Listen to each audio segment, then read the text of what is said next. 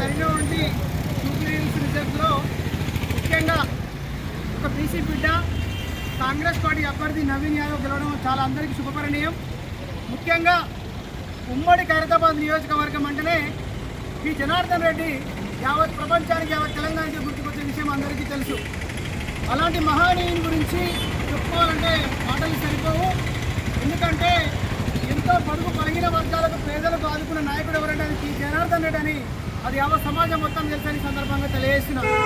అలాగే దాంతోపాటు ఒక మహోన్నతమైన కుటుంబంలో పుట్టి ఒక దేవుడి కడుపులో పుట్టినటువంటి విష్ణువర్ధన్ రెడ్డి జూబ్లీ ఎలక్షన్లో ఒక దొరలకు పాలేరుగా పనిచేసుకుంటూ ఒక గలీజ్ మాట మాట్లాడి నేను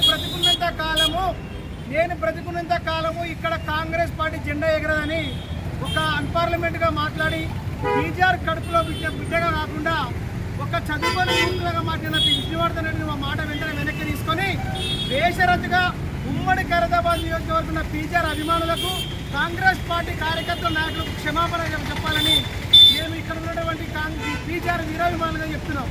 ఎందుకంటే మీ నాన్న చేసిన సేవలు ఈరోజు నవీన్ యాదవ్ గెలవడానికి కారణం కూడా పి జనార్దన్ రెడ్డి. అక్కడ రహమత్ నగర్ కావచ్చు, ఎర్రగడ్డ కావచ్చు, వెంకటరావు నగర్, పీజార్ నగర్, కోరబండ, ఇక్కడ ఇరికాపులర్ కాలనీ, నగర్, ఈ కాలనీలన్నిటి కూడా పీజారే బాస్.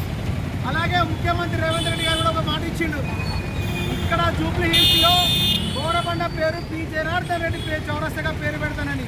రేపు పొద్దున పేరు పెడతారు, ఆ తర్వాత మీకే దిమ్మది విష్ణువర్ధన్ రెడ్డి గారు గుర్తుపెట్టుకోండి. కొంచెం మాట్లాడే ముందు మీరు నోరు అదుపులో పెట్టుకోవాలి. ఎందుకంటే పి జనార్దన్ రెడ్డి అభిమానులు ఎక్కడ పోలే, సాక్షాత్ రేవంత్ రెడ్డి గుర్తు చేస్తారు ప్రతిరోజు ఆ ఏరియాకి వచ్చి. కాబట్టి జూబ్లీ హిల్స్ ఓటర్ మహాశయులకు అందరికీ ప్రత్యేక ధన్యవాదాలు తెలుపుతూ నెక్స్ట్ వచ్చే ఎలక్షన్లు కూడా ఎక్కడ ఎలక్షన్ జరిగినా ఈ జనార్దన్ సంబంధించిన వ్యక్తులు అన్ని ఏరియాలలో ప్రచారం చేసి కాంగ్రెస్ పార్టీ జెండా ఎగరేసే వరకు ఇక్కడ కార్యకర్తలందరూ అహర్నిశలు కష్టపడతారని సందర్భంగా తెలియజేస్తున్నాం.